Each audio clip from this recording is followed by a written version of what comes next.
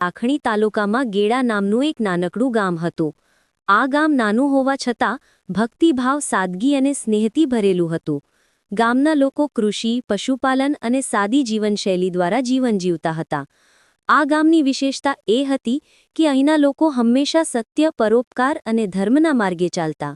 ગામમાં એક પવિત્ર સ્થાન હતું જ્યાં લોકો દેવોની આરાધના કરતા. સમય જતાં ત્યાં જમીનમાંથી એક અદ્ભુત મૂર્તિ પ્રગટ થઈ. આ મૂર્તિ સામાન્ય નહીં, પરંતુ પીળાશ અને કેસરી રંગથી ભરપૂર હતી.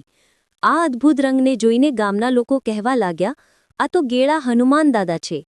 ત્યારથી આ સ્થાન પવિત્ર બન્યું અને ગામનું નામ પણ ગેડા હનુમાન દાદા સાથે પ્રસિદ્ધ થવા લાગ્યું.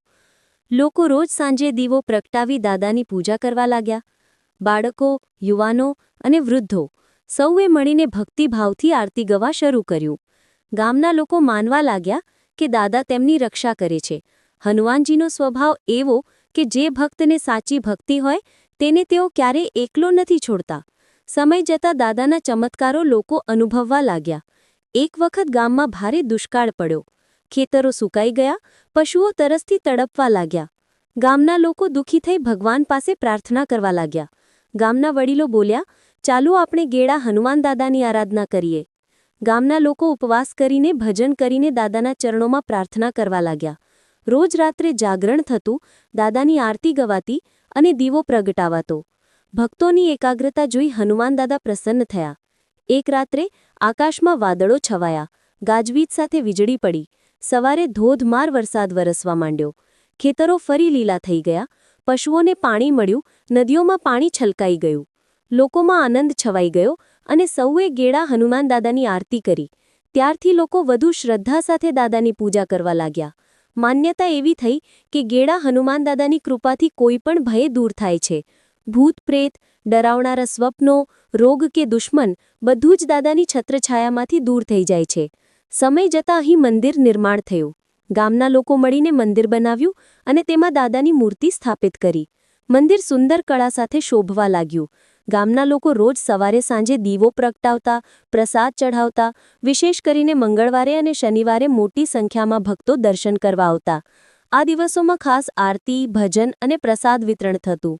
ભક્તો પોતાના કષ્ટો લઈને આવતા અને દાદાના ચરણોમાં માથું ટેકતા અને પાછા જતા ત્યારે દાદાની કૃપા લઈને જતા. લોકોમાં વિશ્વાસ હતો કે જે કોઈ પણ ગેડા હનુમાન દાદાની આરાધના કરશે તેને શક્તિ, હિંમત અને સાહસ મળશે. એક લોકકથા એવી પ્રસિદ્ધ છે કે એક ભક્તને ગંભીર બીમારી થઈ હતી. તેણે રોજ દાદાના ચરણોમાં દીવો પ્રગટાવ્યો અને જપ કરતો રહ્યો. થોડા જ સમયમાં તે સંપૂર્ણ સ્વસ્થ થઈ ગયો. આ ઘટના પછી તો દાદાની પ્રસિદ્ધિ વધુ ફેલાઈ ગઈ. દૂર દૂરના ગામડાઓમાંથી લોકો દર્શન કરવા આવવા લાગ્યા. ભક્તો પોતાના લગ્ન, નવા ઘરના શુભ કાર્યો કે સંતાન પ્રાપ્તિ પહેલા દાદાના દર્શન કરવા આવતા. ગામમાં દર વર્ષે મેળો ભરાવા માંડ્યો. આ મેળામાં હજારો ભક્તો પગપાળા વાહનોથી કે જૂથોમાં આવી પહોંચતા. મેળામાં ભજન, કીર્તન, આરતી અને પ્રસાદ વિતરણ થતું. ગામનું વાતાવરણ પવિત્રતા અને ભક્તિથી ભરાઈ જતું. લોકો માનતા કે મેળામાં ભાગ લેતા ભક્તને દાદાની ખાસ કૃપા પ્રાપ્ત થાય છે. કહેવાય છે કે દાદાના મંદિરની આસપાસ કોઈને ભય લાગતો નથી. અંધારી રાત્રે પણ જો કોઈ એકલો પસાર થાય તો દાદાની કૃપાથી નિર્ભય રહે છે. ગામના વૃદ્ધો કહેતા કે દાદા સદા જાગૃત છે અને પોતાના ભક્તની રક્ષા કરે છે. ગેડા હનુમાન દાદાનું નામ આજે માત્ર સાબરકાંઠા જ નહીં પણ સમગ્ર ગુજરાતમાં પ્રસિદ્ધ છે. ભક્તો માનતા કે દાદા હિંમત, શક્તિ અને વિજયના પ્રતીક છે. દાદાની આરતી ગવાય ત્યારે સમગ્ર વાતાવરણ ગુંજતું રહે છે. ઘંટોના નાદથી ભક્તિભાવ જગે છે અને દાદાની પ્રતિમા સામે ભક્તોને અનોખી શાંતિ અનુભવાય છે. આજ સુધી લાખોની સંખ્યામાં ભક્તો દર વર્ષે દાદાના ચરણોમાં દર્શન કરવા આવે છે અને પોતાના જીવનમાં સુખ, સમૃદ્ધિ અને શાંતિનો અનુભવ કરે છે. ગેડા હનુમાન દાદાની કહાણી માત્ર એક લોકકથા નહીં પરંતુ ભક્તિ, શ્રદ્ધા અને ચમત્કારોની જીવન સાક્ષી છે.